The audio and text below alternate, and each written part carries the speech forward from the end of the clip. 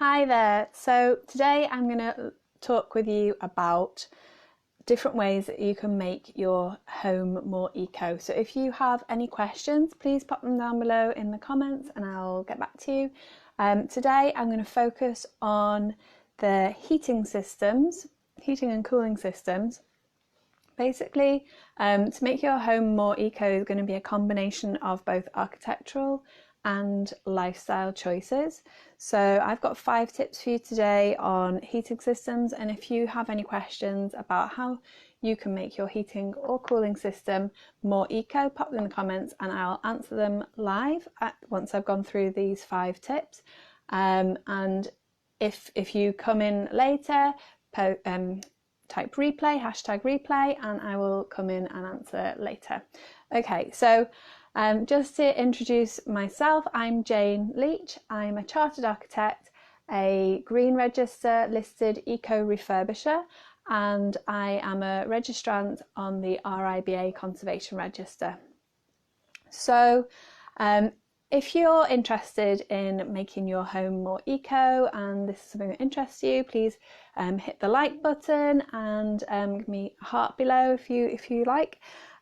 So the systems in your home are dealing with your needs. They're basically biological needs we've all got. As humans, we've got things that we need. There's a great little paragraph in this book, The Life of Pi, which describes what I don't know if you've ever read The Life of Pi, but it's been made into a film, so you might have seen the film, and it's about it talks a lot about how to create an enclosure for an animal, and the paragraph is dealing with how do you know what different animals have different needs, but they're going to need somewhere to eat, somewhere to sleep, and all the sort of typical things, and that's the same for human beings as well. So there's sort of standard biological needs that you have, and your home supports those needs. And one of the key ones is temperature regulation. So that's whether you're warm enough or whether you're cool enough. There's a sort of a range of temperatures where human beings tend to be comfortable, and that tends to be between sort of 18 to 24 degrees, more or less.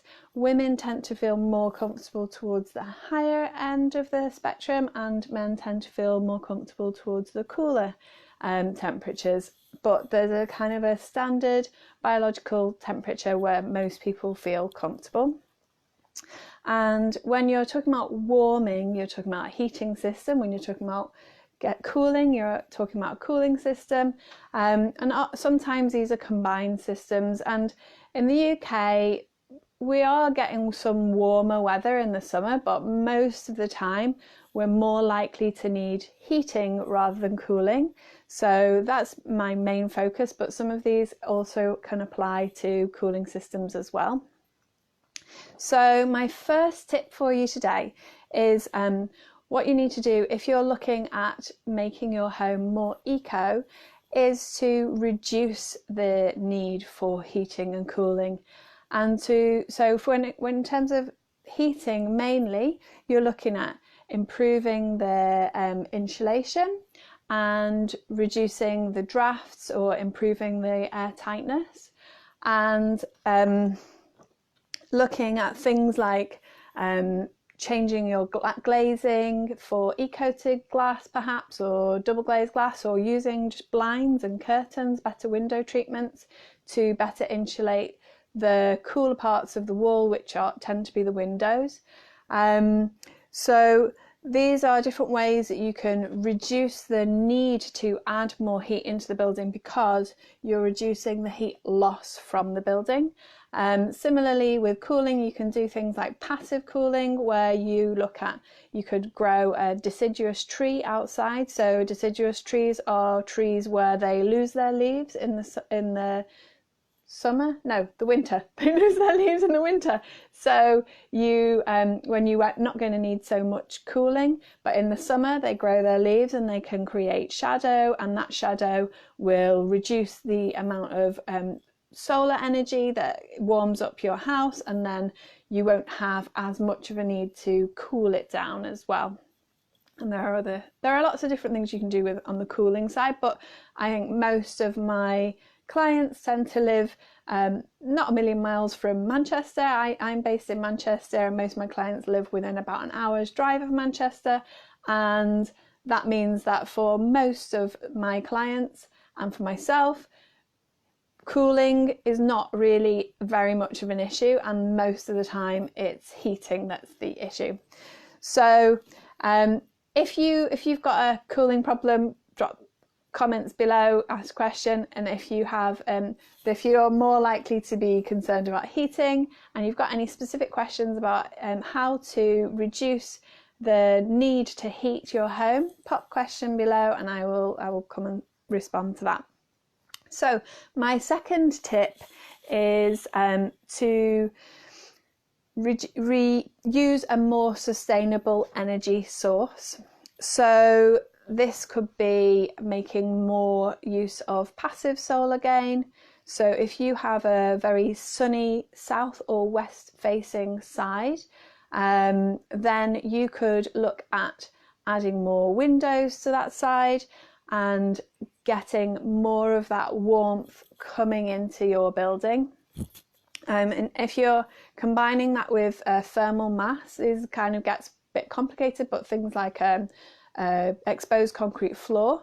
If you were to say do a south-facing extension and put a lot of glazing and an exposed concrete floor, perhaps polished concrete floor, if you like that look, then or you could go for like a stone or a ceramic finish or something like that, something that will absorb the warmth from the sun and then gradually release it later on when there is no more sun. That is one good way of making the most of any passive solar gain that you can get and using that to help with warming up your space and managing temperature fluctuations. You can look at things like biofuels, and typically you're looking at timber, but you need to make sure that the timber, that it's more, when you're looking at things like biofuels and timber, what you're looking at to make it eco is that the place that you're getting it from, it's a well managed resource so that it is really sustainable. And when you're looking at timber, you're looking preferably at something that's air dried so that it's not had energy gone into, unless that energy, if it's kiln dried, if the energy that's used to heat that kiln to dry that wood is as a byproduct of something else, then perhaps it could be okay, but you're much better off to have your timber air dried. And then you do need to make sure that the moisture content of your timber is correct for your appliance, so that you're not clogging up the chimney, or it's operating at the maximum efficiency that it can be. And a lot of this is really about improving the efficiency of your heating system. You can look at things like air and ground source heat pumps. This tends to be more applicable to properties that are in more of a off-grid countryside type location, because say for example, if you've got LPG gas, which is incredibly expensive and really not at all eco, you could replace that. If you've got enough land, you could replace that with a ground source heat pump. Ground source heat pump needs a lot of coils underneath the ground, so you do need a lot of space. Alternatively, you can use vertical piles so that you don't need a huge expansive ground, but you need to go deep. So if you're building an extension and because of the type of condition that you've got on the ground, you need to use piled foundations, it might be worthwhile looking at ground source heat pump and combining your pile foundations with the ground source heat pump. But in a lot of situations, the ground source heat pump, it does require, it's quite an expensive thing to install. Air source heat pumps are less costly, but not really quite as efficient. But but they're much better than something like LPG. So if you're in a countryside location or off-grid and you don't have piped gas, or you're wanting to replace piped gas with something that is more eco, and you don't mind, you're happy to spend that extra installation cost, then looking at something like an air or a ground source heat pump could be worthwhile. So third tip is to manage your heating system, control it. So installing things like thermostats, a programmer, zoning, so you are only heating the spaces that you need to heat at the time that you need to heat them and to the temperature that you need them to be at. So you're not then, so you're making your heating system, or cooling, but heating largely, making that system much more effective and much more efficient, because you're not overheating spaces that you don't need to be hot. And you're focusing on the areas where you do want it to be warmer, and you're just making it warmer in those places at the times that you want it to be warmer. So my fourth tip is to reduce the temperature. So typically your heating system is often set at 21 degrees.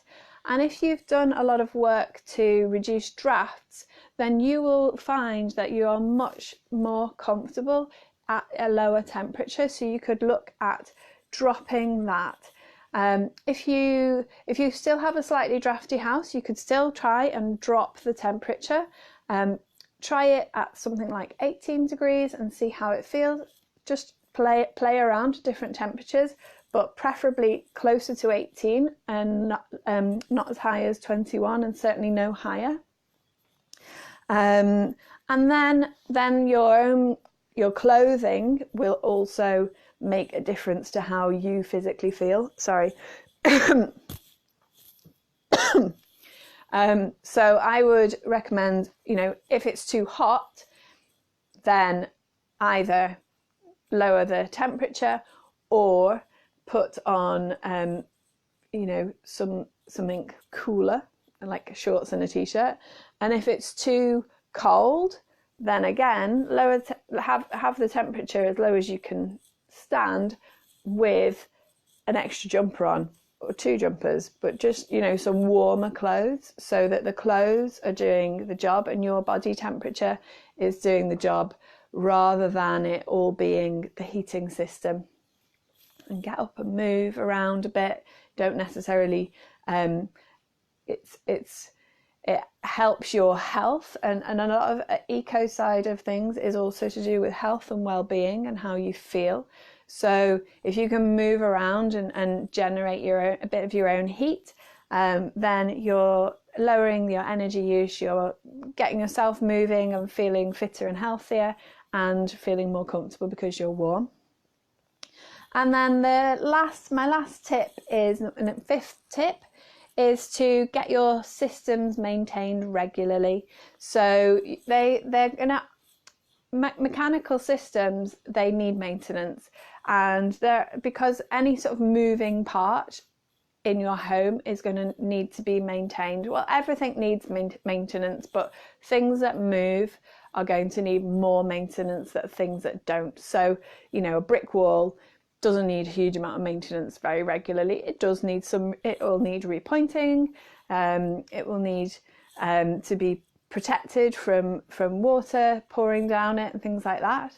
But it's not going to need, repointing on a yearly basis, maybe not even a 10 yearly basis.